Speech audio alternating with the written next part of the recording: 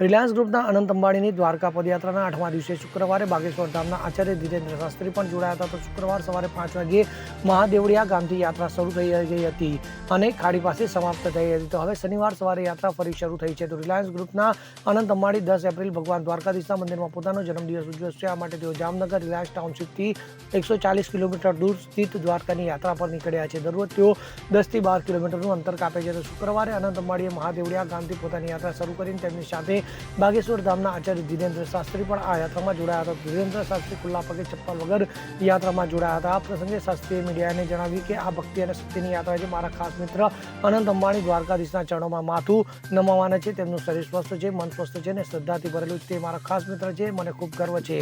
હું પણ તેમની યાત્રામાં તેમની સાથે જોડાઉં છું. આમ તેમણે અનંત અંબાણી સાથે પદયાત્રામાં જોડાવાની ખુશી વ્યક્ત કરી હતી.